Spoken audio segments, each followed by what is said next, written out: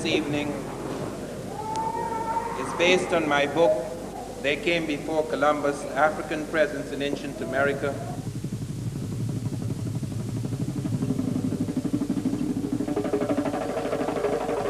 A great deal of research has been done. One has become aware of far more things that have emerged from excavations that help to confirm with almost an absoluteness what we have advanced in the past, that there were Africans in America before Columbus.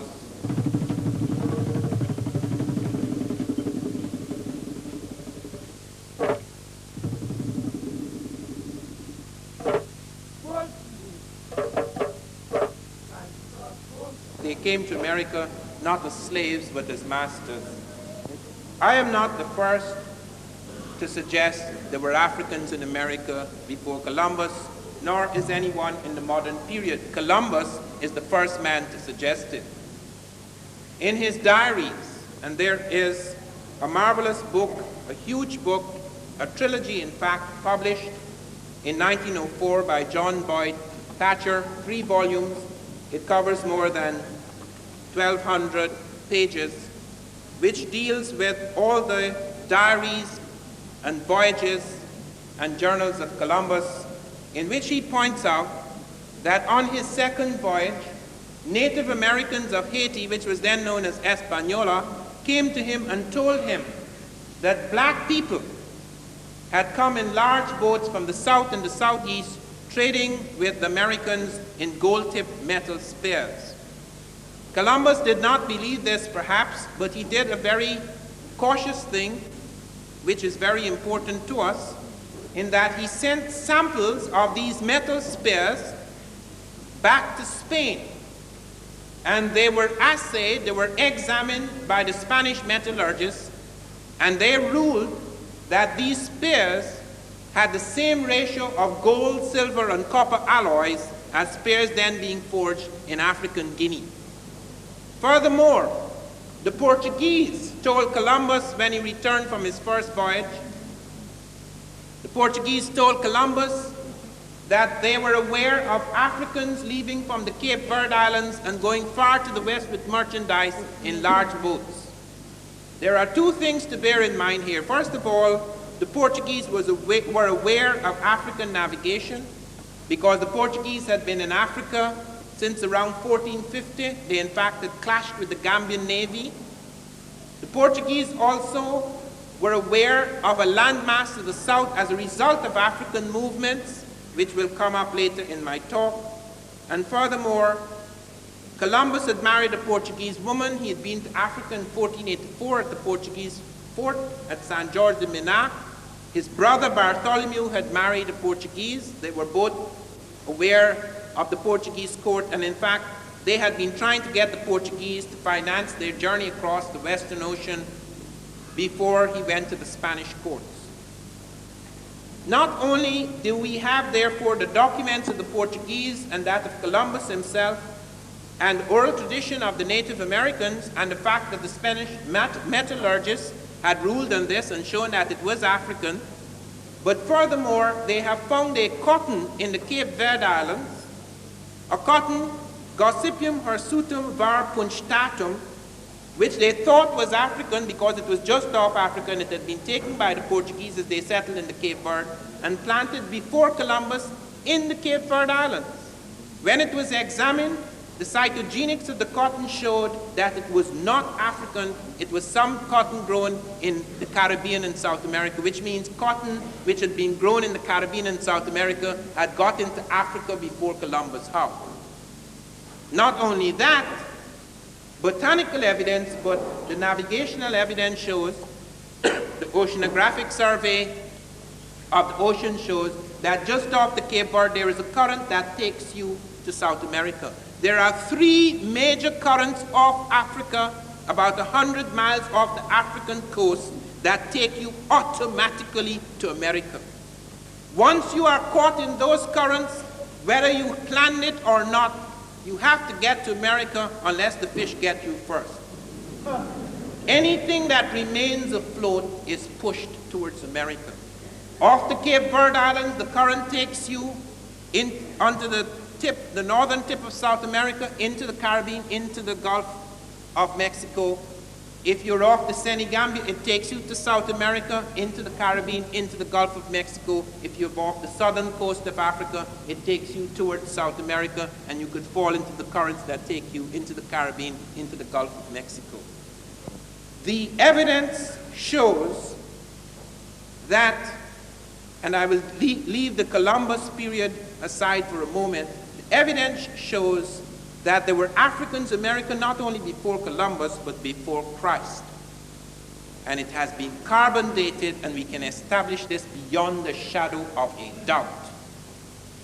The reason why history has to be reconstructed in the Americas and in Africa in the way it is done now is because we cannot use the same historical methods that are used in Europe. Europe has had the enormous advantage of the conquest in that its libraries have remained fairly intact for many centuries. Our libraries have been shattered, and it's not a question of the lack of libraries. In the Americas alone, there were thousands of books. Only 3 major American books survive, and they're not even in America. They're in Germany, they're in Spain. 3 books survive. One of them is the Popol Vuh, the Bible of the Quiche Maya. You have the Titulo Koyoi, which Jairus-Boy mentions. You have other codices. These things are the few things that survive.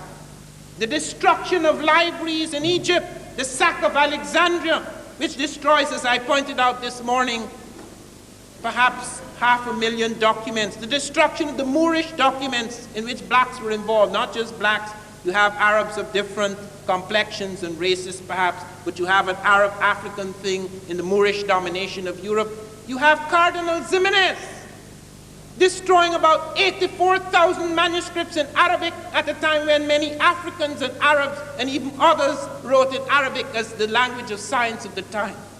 And Timbuktu was razed to the ground twice.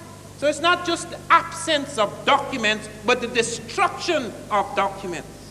Fortunately, history does not leave its mark only on written documents. History leaves its mark on everything. If you do not find the books, there are scripts. If you do not find, there are skeletons, there are sculptures, there are plants. There are many things that have left their mark, and that is the reason why we reconstruct history by going to all of those strands, into all of those avenues. It is not an historical method. It is the only valid, genuine historical method to reconstruct the fragmented history of Africa and the Americas. In the case of Columbus, for example, why is it we who are so familiar with the voyages of Columbus are not aware of the fact that Columbus never touched the American continent? Why are we not aware of the fact that Columbus remarked on this matter not just once? Several times he mentioned on his 3rd voyage that he went along the coast of Africa, that he stopped in the Cape Verde for several days looking for black animals because he found both the Africans and the Native Americans in the Caribbean were sacrificing black animals, and he wanted to please them with a black animal as a gift. That he wandered further, finding no such black animals. He wandered further into the Senegambia current and was swept. He said he had 6 ships, 3 were sent on the normal route, and he was swept on the Senegambia current, making it in far less time, but under grievous conditions, because the Europeans were totally unaccustomed to the great sun burning down upon them in tropical latitudes. And Columbus reports how the heat was so great in the equatorial regions as he took the African route that the caskets burst, the meat roasted and putrefied, and that he feared for the life of his men and himself if rain had not fallen. All these things are recorded in the document. They're just the sides.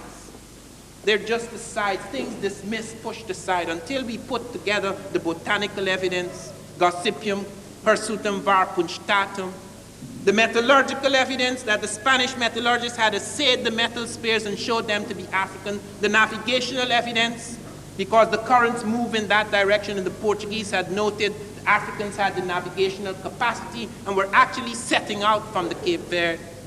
The documented evidence, both of Columbus himself and of the Portuguese, the oral tradition of the Native Americans, all of these things are there.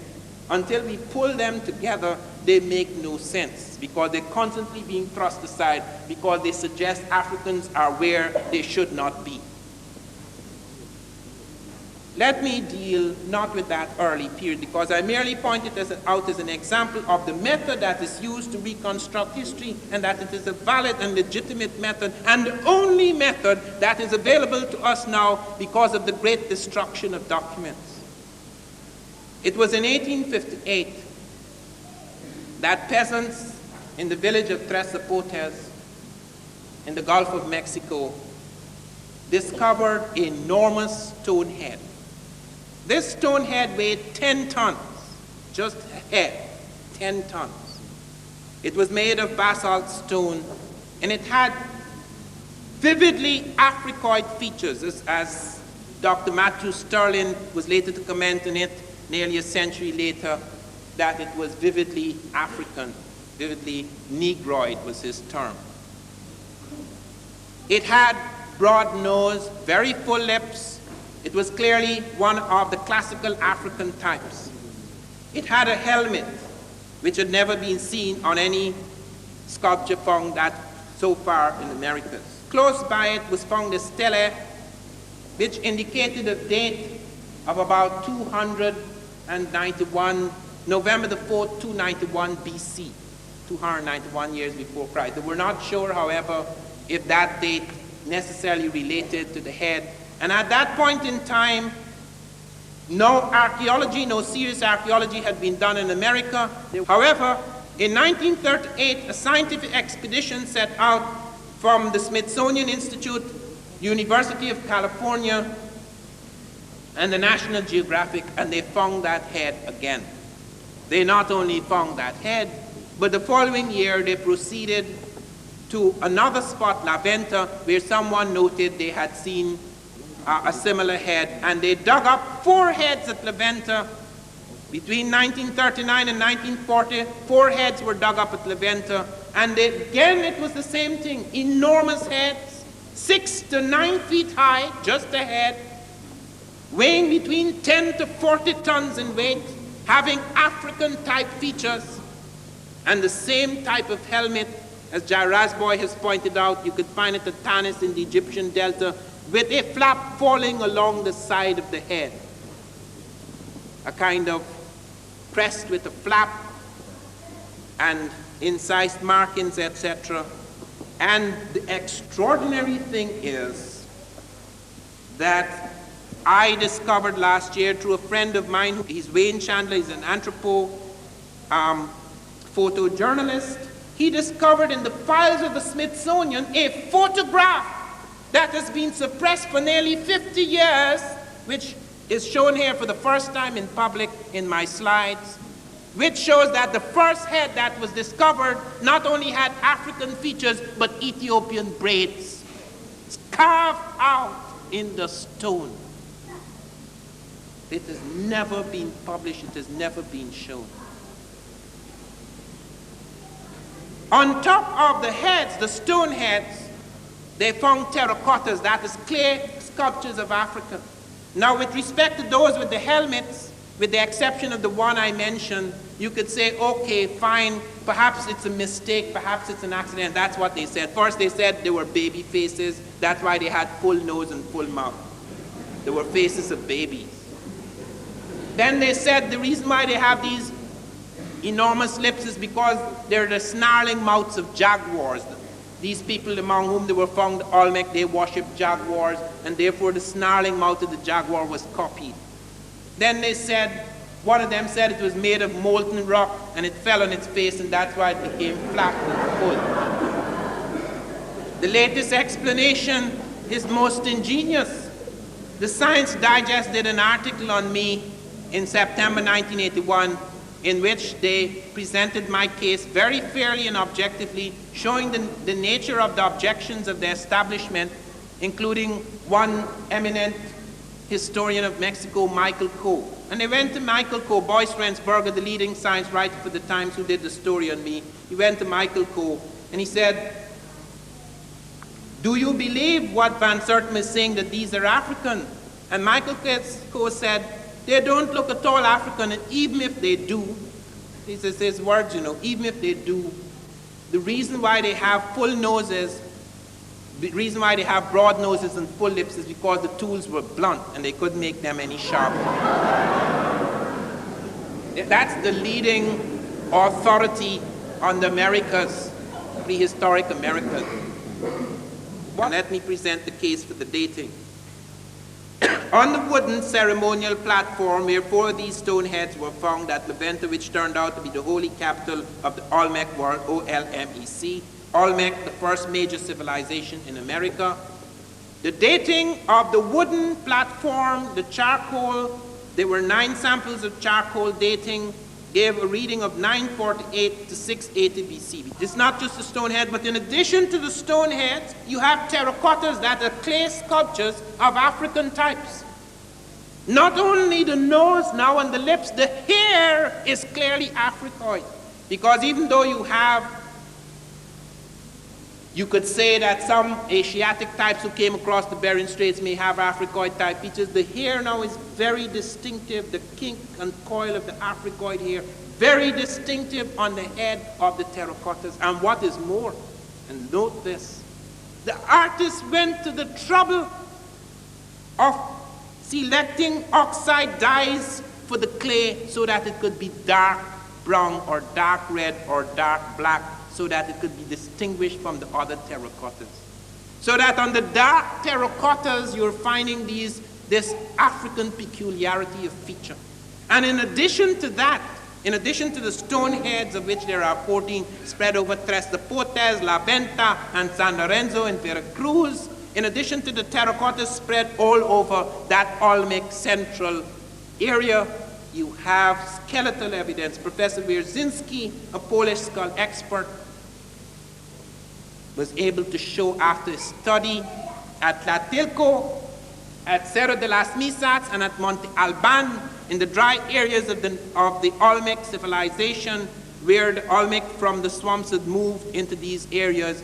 He showed Africoid types. He said it's probably West African.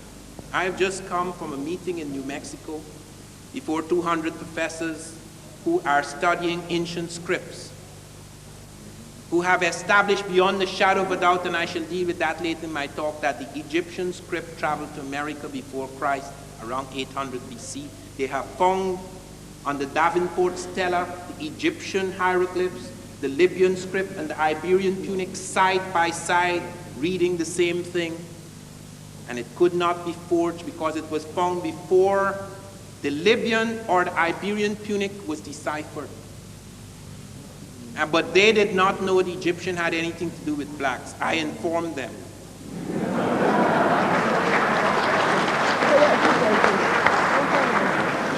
Or the Reader's Digest had a big article after my book turned out. Europeans in America, 800 BC, the same period that I had pointed to. Europeans in America before Christ. Who are these Europeans? The Egyptians.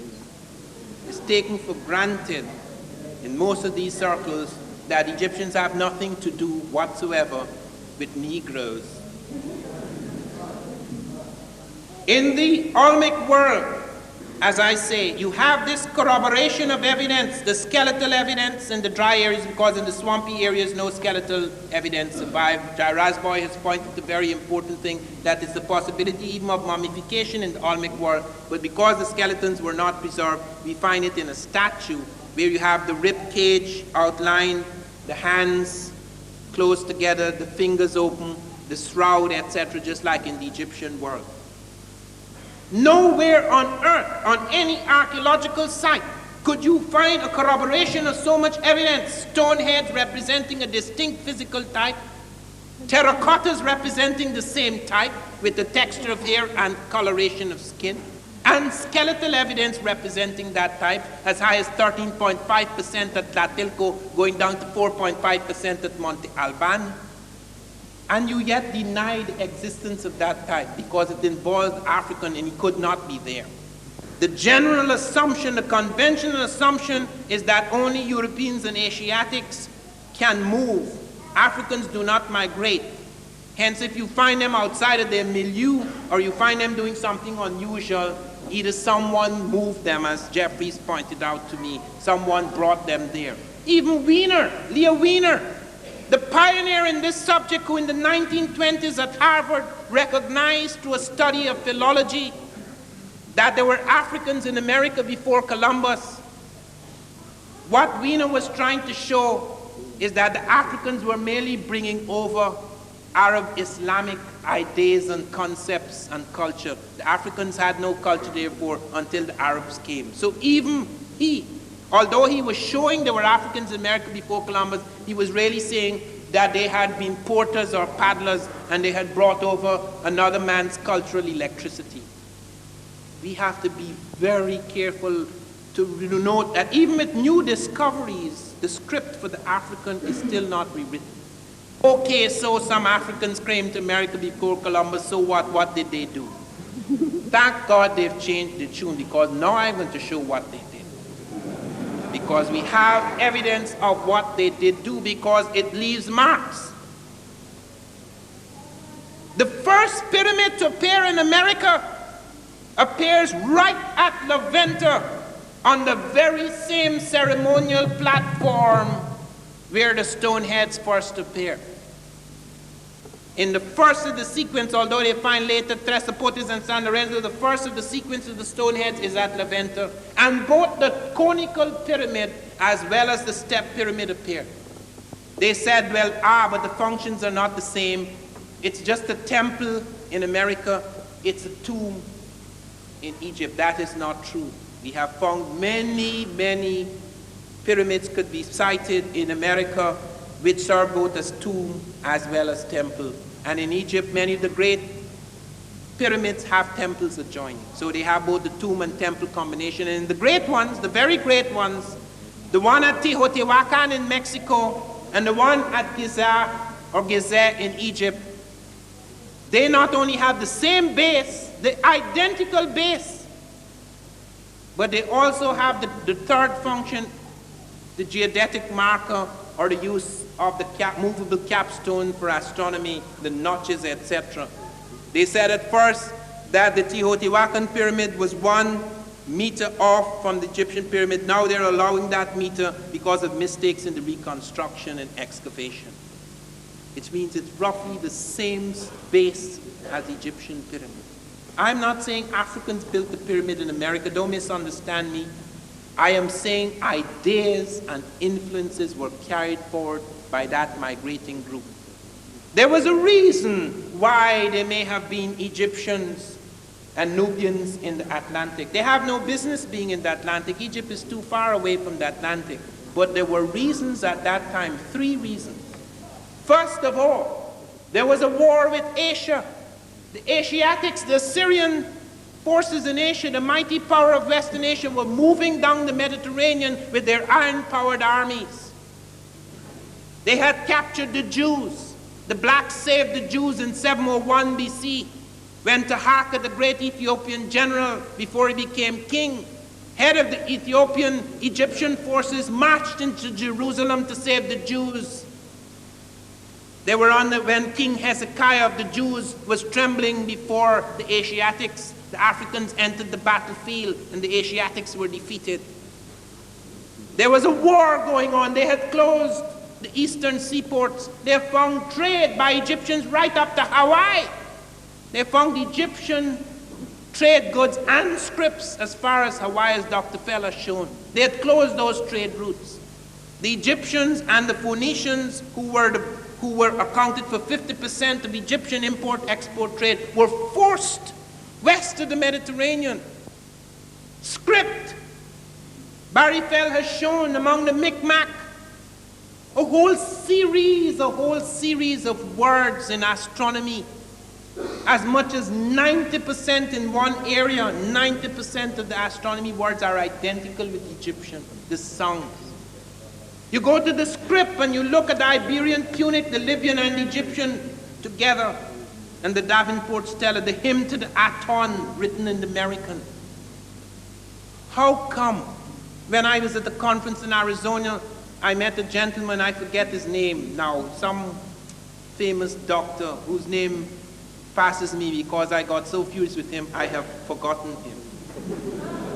He's written a book on the Micmac, challenges me. I said, all right, sir, if you think that this is a fake, I have both before me. I have the Micmac and I have the Egyptian. You are so acquainted with the Micmac. Show me which is which. I don't want to be drawn in that, he said. But the audience, they really embarrassed him. They said, show him, show him, show him which is the fake. Didn't dare do it. Didn't dare do it. There's so many, and it is true that in scripts you can have occasional parallels because there's a limit to human science, but these things were for arbitrary things, very complex markings for arbitrary things. And there was no question of correspondence. Correspondence so remarkable, so plentiful that there was no question, no statistical possibility of accident or fluke or coincidence. You go to Elvia John in the Olmec world, and there is paper made from wood pulp. Nowhere in America were they making paper from wood pulp. Nowhere in the world, except in Egypt at that time, where both the papyrus and the wood pulp was making paper. It was done in China later. It appears in the Olmec world. Isolated incident that appears in the Olmec world. You go and look at their other aspects of their technology. Professor Heiser, who had attacked this thesis all his life, in the last 3 years of his life, he was converted. Do you know what he did? He stopped publishing. He started writing things in favor of the Egyptian thesis, but he didn't publish it. It is now in the Smithsonian as posthumous files.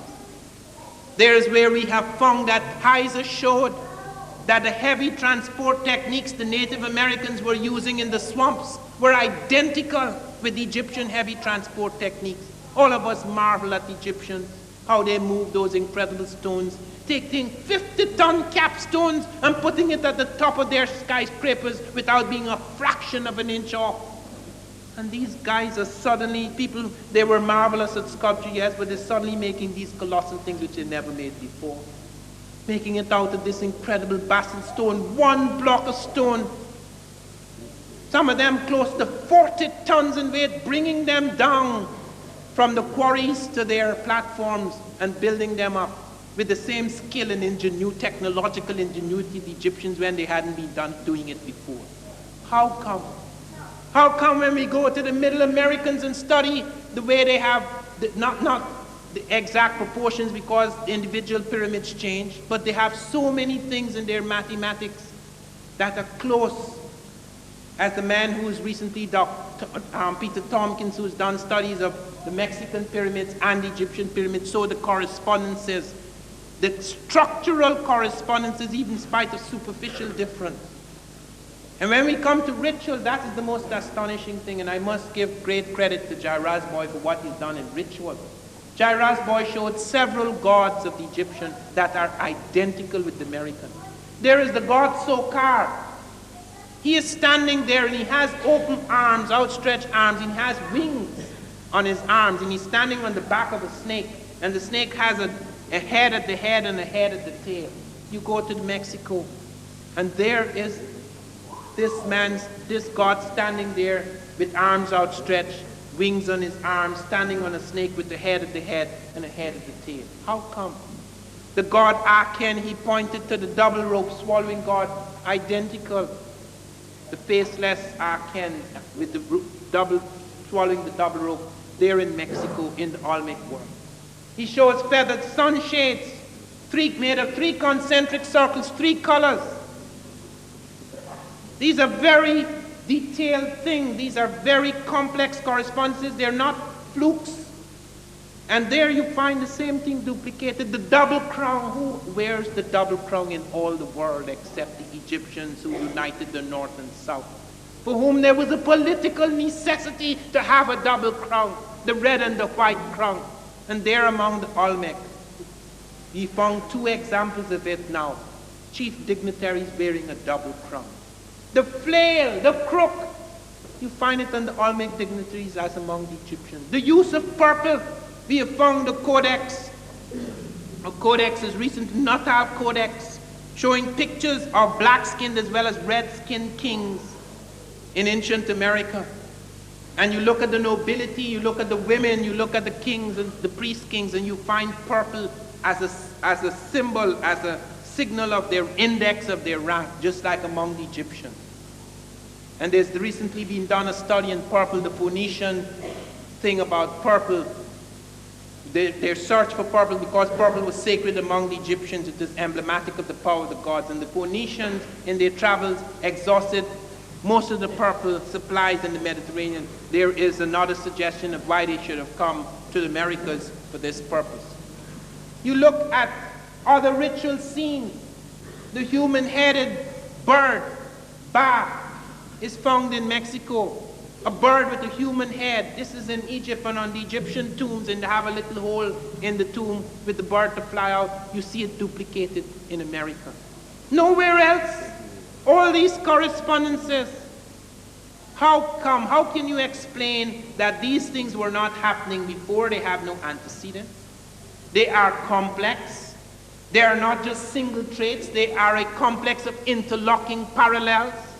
Why should we believe that it took Columbus, who stumbled into the Caribbean, which he called Asia? Do you know Columbus called America India? It wasn't called America, it was called India. That is why we're still calling the Americans Indians. We still call the Native Americans Indians. Columbus had a right theory, which in fact was not new.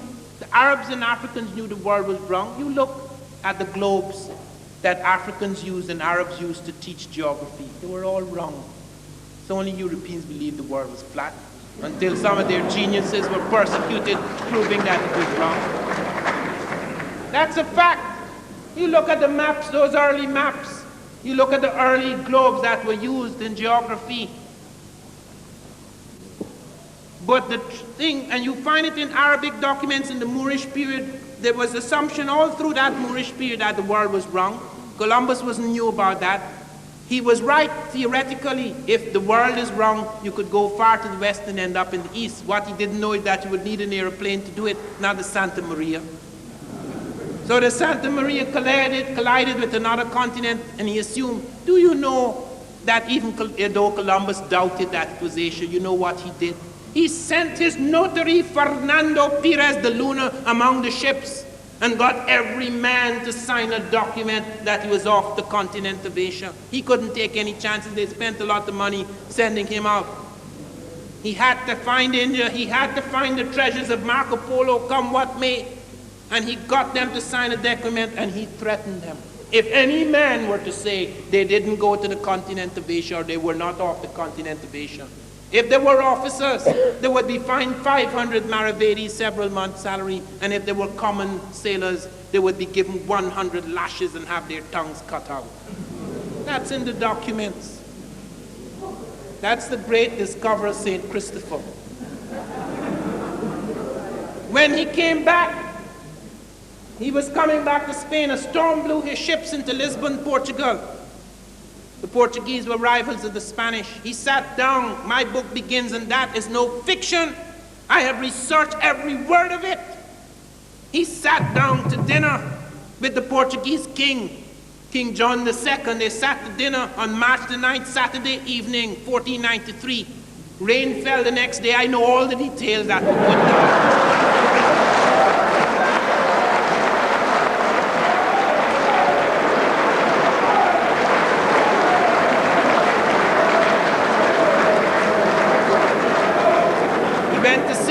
King John's queen in Villafranca on the left bank of the Tagus on Monday, I don't know what for. But there in that weekend, on that Saturday and Sunday, there were discussions. And at the dining table, he brought with him 6 Native Americans whom he captured. He was the first man to make slaves out of the Native Americans. And he brought 6 Native Americans with him who fascinated the Portuguese court with the red tint of their skins and their hair. These are not the Africoid types who visited. I'm talking about the Native Americans who came across the Bering Straits during the glacial migrations. And he brought these men. And while they were at table, a dish of beans were brought out at the order of King John. And King John beckoned to one of these people with sign language to build with these beans on the table these lands that Columbus said he had discovered. And a chain or necklace of islands was built up, which included various parts of the Caribbean, Cuba, the Lucayes Islands, etc. And when King John saw the massiveness of the discovery, the so-called discovery, because Spain is small compared to the Caribbean. The Caribbean stretches over 1,000 miles of the Atlantic. Some of you don't think so because you came from it and you think it's pretty small. I'm not talking about small in the sense in which you think of it.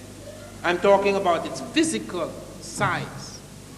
They were upset because the Portuguese, both King John I and II, had refused to give Columbus permission or support. And now the Spanish were going to rule two worlds. And they were so upset by that they asked Columbus to go back home and argue for a line to be drawn across the world to separate the claims of the two Catholic kingdoms. This was known as the Tordesillas Line. It was signed on June the 4th, 1494, before the discovery of South America by Europeans, before Cabral had got there in 1500. And it was drawn across. The Pope did not give it his blessing until afterwards, but it was drawn in 1494 at the Treaty of Tordesillas, and it includes South America, and they'd never seen it. It includes Brazil, 200 miles of territory from that ocean going right back. And why did the Portuguese do that? They hadn't been there. They were concentrating on the route along Africa up into India because of the strength of knowledge they got from Africans, who were aware of a southern land mass, just below the equinoctial line within the same latitudes as Guinea. And Columbus was told about it. Columbus went back to Spain and argued because he was then Prince of the Ocean Sea. He came almost like a king. He was nothing. He argued with the Spanish that they should agree with the Portuguese. Let them draw the line because there's only water within the line. It's only 375 leagues from the Cape Verde, which is 4.5 miles according to Vespucci. Roman miles give it 4, but they give it 4.5, about 1,600 miles. And Columbus said, nothing to worry about. You're not giving anything to the Portuguese. I have traveled twice as many leagues, and I have found no such land, which is true, because Europe is twice as far from America as is Africa. But when Columbus was on his second voyage, a man called Jaime Ferrer appeared in the Spanish court and told Ferdinand and Isabella that Columbus was lying, that he had knowledge from Arabs and Ethiopians. The word Ethiopian was generally used for African, that there was a landmass to the south within the line, that the demarcation line they were drawing up between the Portuguese claims and the claims of the Spanish. And he said a damaging thing. He said, Columbus knows more about this sleeping than I do waking. So when Columbus was sent a letter from the King of Spain, he said, please come home immediately. And I want to know all that you know about this demarcation line. Columbus wrote back to say, I have arthritis and I am too ill to move. And then he said something which was a deliberate lie because he knew it was not true. He said, Cuba is the continent. I have found the continent.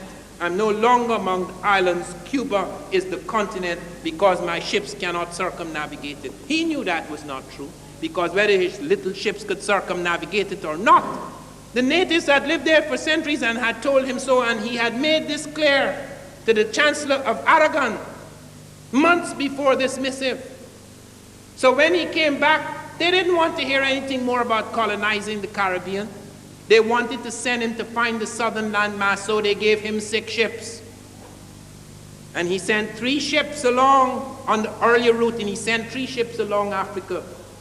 And here are the 3 ships coming down into the Cape Verde, searching for black animals, going into the semi-Gambia current, then into the tropical latitudes. And they landed 1 day's journey from South America. They landed in a place where they saw 3 hills. And he said those 3 hills reminded him of the Trinity, so he called it Trinidad. Very religious man.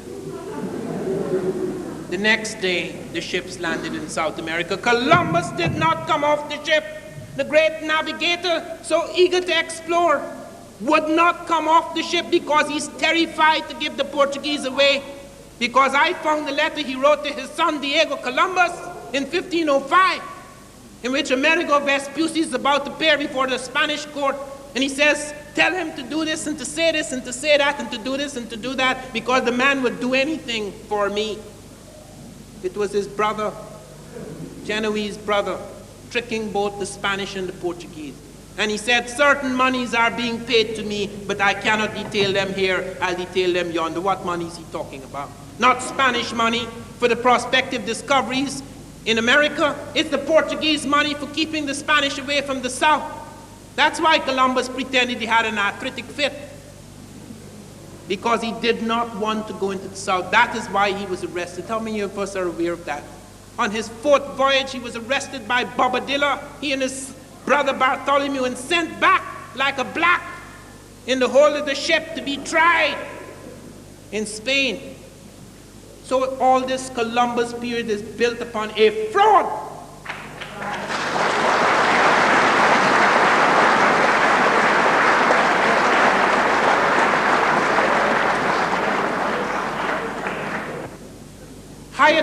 Thor Heyerdahl, the Norwegian explorer, took a papyrus reed boat, which the Egyptians had used and the Ethiopians had used on their inland lakes and elsewhere. And he showed that the curves of this boat showed that it could cross the ocean. It wasn't just for inland shipping, and it was used 800 years before Christ. And he said it can cross the Atlantic. And scientists scoffed at him. Scientists took the papyrus reed and they said, if you put it in a tank, it will sink. And they put it in the tank and it sank. And Heyerdahl said, if I took a piece of the Queen Mary, which is made of iron, and put it in a tank, it would also sink.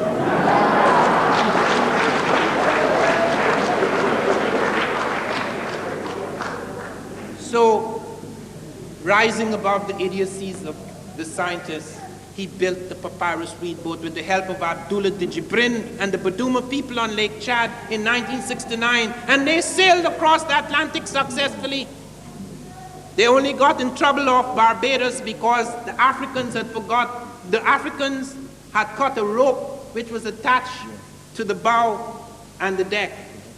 And they cut that rope thinking it merely had to do with curvature and of the bow. In fact, it was a flotation device. That was the only mistake they made. When the Aymara Indians, without the help of African experience, rebuilt the identical boat, because on Lake Titicaca in South America, the identical boat was being used that was used by the Egyptians. They crossed the Atlantic in the Ra 2.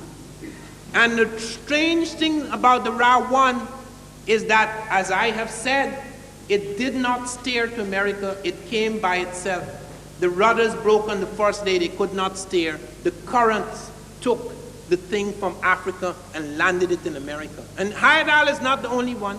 There have been 120 experiments with small boats across the Atlantic. And it has been shown that the small boat can arrive earlier than Columbus or Vespucci. And a man who showed that, you have experiments by Alain Bombard and Hans Lindman. Bombard set out in a dugout, which no African would be mad enough to use on the Atlantic. He set out in a dugout without a crew, without a sail, and crossed the Atlantic safely from Africa to America in less time than either Columbus or Vespucci. And talking about the boats of Columbus and Vespucci, the sails on those boats were Arab Latin sails, which Arabs and Africans had used on the Indian Ocean. They were not European sails. The compass was not invented in Europe. The astrolabe was not invented in Europe. It is true that after the massive and continuous migrations of people to the Americas, that you had an improvement in hulls, an improvement in ships, which went far beyond the other conquered peoples. But at that time, those boats were not superior. So to think that man had to sit down and wait for centuries until the stumbler Columbus landed in India and called Cuba the continent and South America an island, This has nothing to do with the truth of the past. But as I come to a close, I want you to bear this in mind. The history of the world is not written. The history of Europe, perhaps.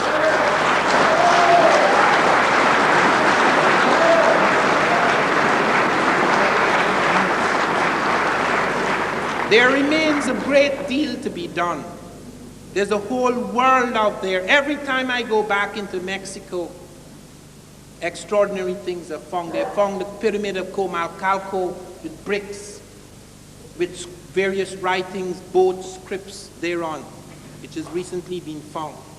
A whole new set of things are emerging. This is not a finished chapter. This is no closed chapter. This last chapter has been written with a certain eye, an eye which has been blind to the genius of the African.